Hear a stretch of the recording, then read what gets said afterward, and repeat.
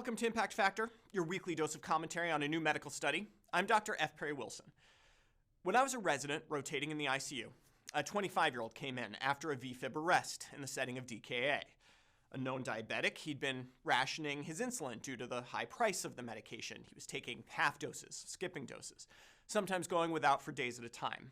We restored circulation, but the damage was done. He lived another 7 days.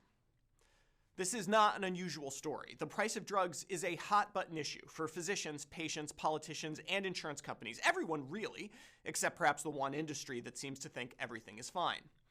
Part of the problem in addressing the rise in prices is that we've had limited data. Most studies use list prices for drugs, and as physicians we all know, the list price ain't the price.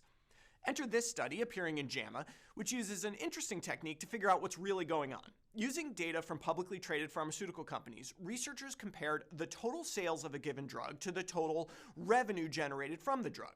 Revenue divided by sales, that gives you a good metric for how much pharma is really charging for the drug after discounts, rebates, coupons, and all the other reasons no one pays the list price. It's possible that though list prices have risen steadily, the net price of a drug has remained steady due to increasing discounts for various payers. It's possible, but you didn't really think that was going to be the case, did you? From 2007 to 2018, net pricing for drugs increased 4.5% per year for a total of 60% overall, even after adjusting for inflation.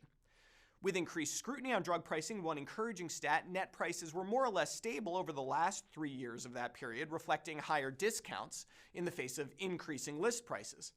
Of course, some people actually are paying the list price. Those without insurance or with high deductible plans may pay those crazy rates before any discounts cut into them. There's a simple explanation for these price increases, and it has nothing to do with R&D or marketing. Pharmaceutical companies increase the prices of drugs because they can. This is highlighted in this graphic showing the difference in price increases when drugs are single source versus when there's a generic competitor on the market.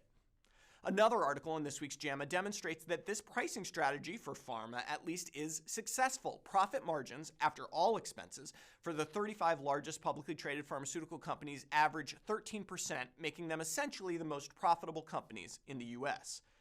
We don't want to overread that data, of course. There's a bit of survivor bias at play, and profit margins integrate revenue and expenses. Maybe pharma is great at keeping expenses low, but I doubt that's the full explanation. And if a drug is priced out of reach for a patient who may benefit, that's a problem, regardless of who's to blame.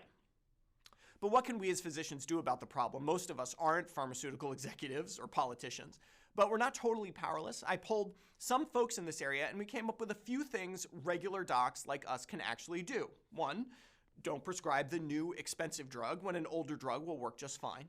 2, use generics whenever possible. 3, ask our health systems to integrate drug price information into the electronic health record. Many of us have no idea what the drug will cost the patient until we get a call from their pharmacy telling us they can't afford it. And finally, and probably most importantly, speak up. Patient advocates have been sounding the alarm for years now. Messages coming from physicians may have a higher impact. It's time to get on board.